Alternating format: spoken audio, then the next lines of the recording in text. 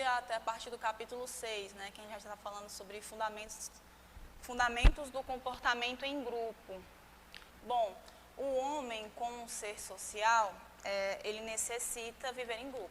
Né? Isso ocorre primeiramente com a família e depois com as participações em todo o ambiente em que frequentamos desde a infância. Segundo Robbins, o desenvolvimento de um grupo passa por 5 estágios. O primeiro estágio é da formação, que é quando estamos preparando o terreno, e quando começamos a pensar se os comportamentos do grupo são aceitáveis, até o momento em que os membros pensam em si mesmos como parte do grupo. O segundo é o da tormenta, conflito.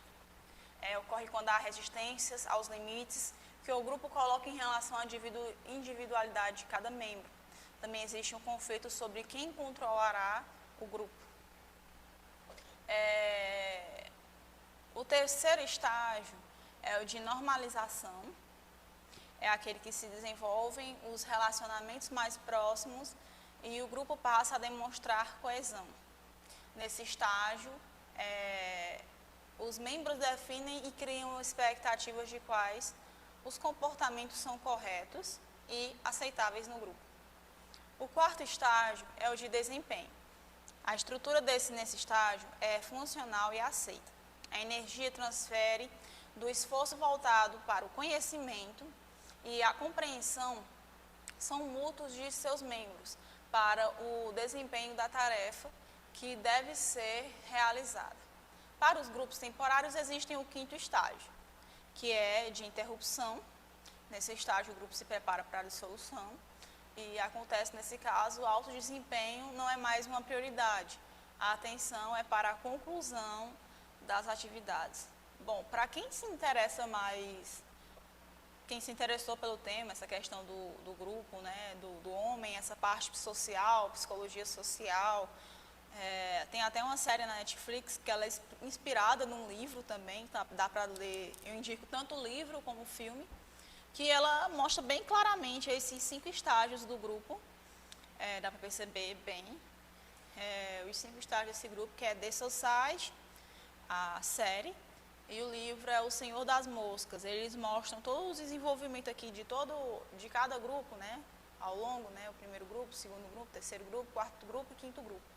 Dá para ver bem nitidamente, é bem interessante. Para quem se interessar, fica aí a dica. Bom, aqui no sétimo a gente vai falar sobre as equipes de trabalho. Em uma equipe as pessoas se unem em um esforço coordenado. Um ajuda o outro e a responsabilidade é de todos. Um ajuda o outro e a responsabilidade é de todos. O esforço de cada pessoa resulta em um nível de desempenho maior do que das entradas individuais. Equipes são capazes de melhorar o desenvolvimento dos indivíduos quando a tarefa requer habilidades, julgamentos e experiências múltiplas. Pela interação que existe nelas, tendem a aumentar a motivação dos seus componentes. Os principais tipos de equipes existentes nas empresas é essencial para líderes e empresários e colaboradores, pois contribui para que se adote a postura correta diante de cada desses modelos e assim as ações em conjunto sejam cada vez mais eficazes. Bom, na nossa apostila lá tem especificando, né, como é cada tipo de equipe, mas em resumo, as equipes são meio que isso, né, elas agem de forma coordenada, né, aquele grupo de pessoas que agem de forma coordenada, e ali você junta, né, todas as experiências daqueles indivíduos, todas aquelas habilidades, né, e juntando a habilidade, a experiência de cada um, meio que torna um trabalho produtivo, um trabalho mais engajado, né? E aí, como a gente até falou aqui, isso tende a aumentar a motivação. Se a equipe for bem coordenada, se o líder souber como coordenar essa equipe, ela vai tender a aumentar a organização. Agora, caso o líder não saiba como coordenar essa equipe, se for uma equipe problema, podemos dizer assim, né, que as pessoas não se dão muito bem, isso pode estar gerando alguns probleminhas aí na organização, né, na empresa. Bom, 8 tem aqui a parte da comunicação, que ela é uma das coisas mais importantes e buscadas dentro das organizações, é uma comunicação eficaz. né? Diferente do que muitos acreditam, a comunicação não está ligada apenas ao fato de saber dizer algo às outras pessoas.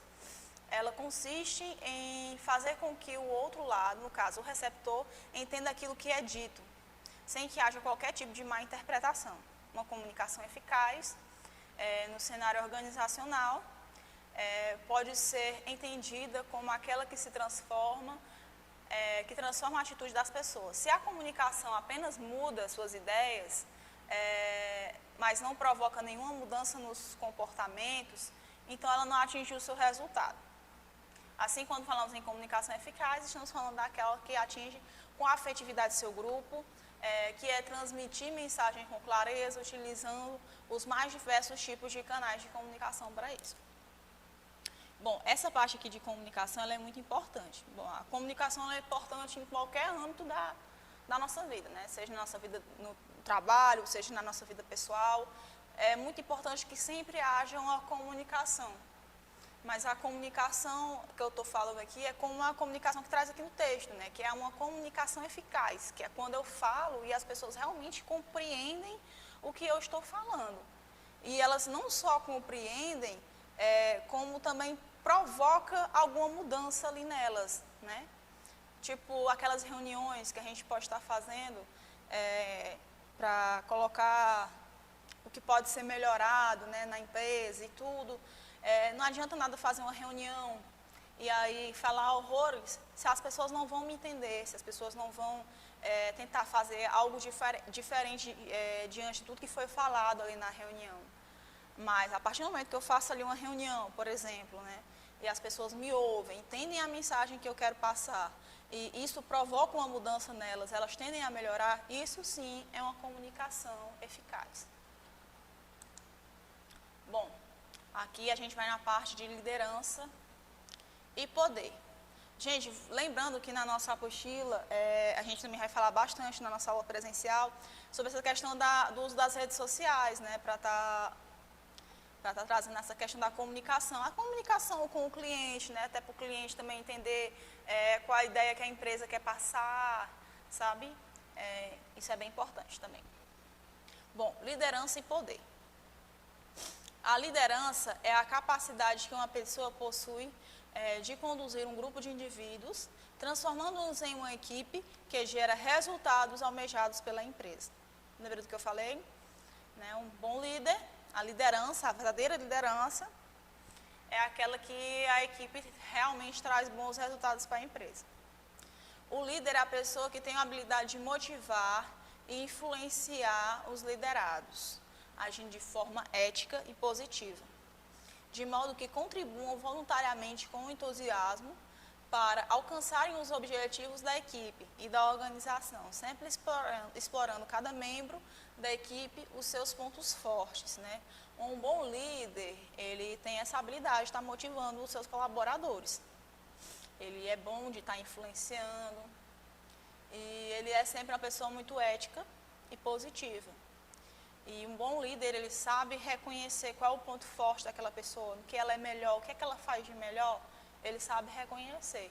E a partir do momento que ele sabe reconhecer, ela bota para trabalhar em cima daquilo. No entanto, a liderança pode ser complexa, pois o bom líder, além das habilidades técnicas, deve ter inteligência emocional para gerir os colaboradores e a equipe, ser capaz de desenvolver seus liderados, atendendo às expectativas pessoais e profissionais, e tudo isso sempre alinhando com os interesses das organizações. Bom, é como eu tinha falado lá no início, no nosso primeiro vídeo, essa questão da inteligência emocional ela é muito importante para que um líder tenha, né? Porque assim, um líder ele vai ter que lidar com diversos tipos de pessoas, né? É uma equipe, então ele tem que lidar com diversos tipos de pessoas. Então ele tem que ter toda uma inteligência para saber lidar também com aquelas pessoas, porque elas são pessoas diferentes, elas têm comportamentos diferentes do dele, né? Elas podem reagir de uma forma negativa em relação a alguma reclamação que ele vai fazer, alguma sugestão que ele vai fazer. Então ele tem que ter toda uma inteligência emocional para não se deixar afetar, né? O poder, né? Agora vem a parte do poder. A palavra poder vem do latim poder, poteri, O seu significado remete-nos à posse de capacidade ou faculdade de fazer algo, bem como a posse do mando e da imposição de vontade. A sociologia e a filosofia discutem formas e teorias sobre o poder, apresentando distintas definições, ao longo de séculos, de acordo com o cenário histórico, político e social de cada época.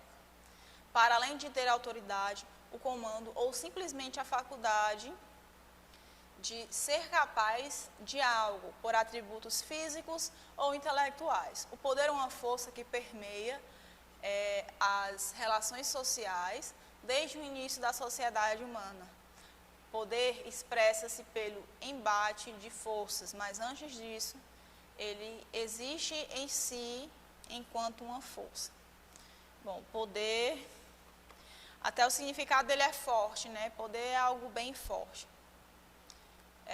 Como a gente já até, como tem até aqui no texto, o poder ele em si, já existe em si, nele em si, uma força, né? Uma força muito grande.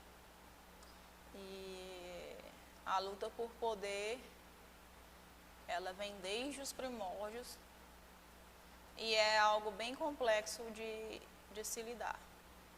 Né? Capítulo 10, nosso último capítulo, que vem o conflito e a negociação.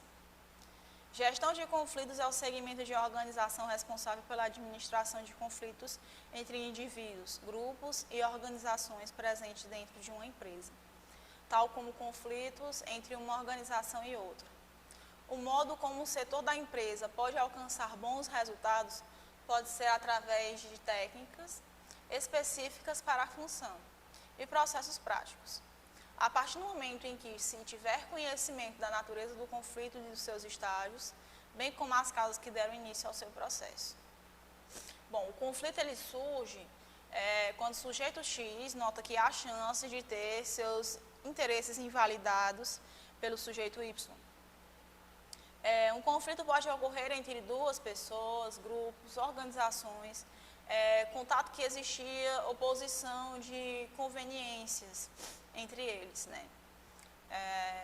O conflito é meio que isso, né? Quando alguém meio que não está, a linha de pensamento meio que daquela pessoa não anda muito com a sua.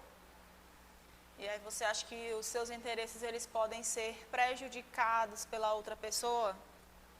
E isso é muito complicado porque às vezes isso não gera só com duas pessoas, às vezes uma empresa inteira vive no meio de um conflito, né? E para ter toda essa gestão de conflitos requer muito manejo, né?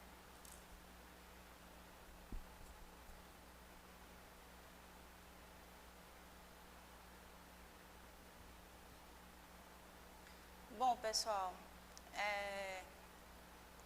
aqui a gente também tem a parte da negociação. Podemos identificar que toda uma negociação demanda de uma relação entre duas pessoas ou mais partes que possuem interesses em comum. Ao mesmo tempo que tais interesses podem ser também complementares ou até mesmo opostos, explicitando os pontos convergentes ou as diferenças capazes de gerar conflito entre as partes. Mas as negociações sempre serão pautas na comunicação, através da qual se busca chegar a um acordo. O ideal é que ambas as partes se sintam satisfeitas com o resultado definido e que as negociações possam se repetir futuramente. É preciso entender que saber negociar não é uma habilidade. É importante apenas para políticos e pessoas milionárias, transações políticos ou diplomatas, podemos dizer assim. E tampouco é uma exclusividade das grandes corporações, acostumada com as transações milionárias.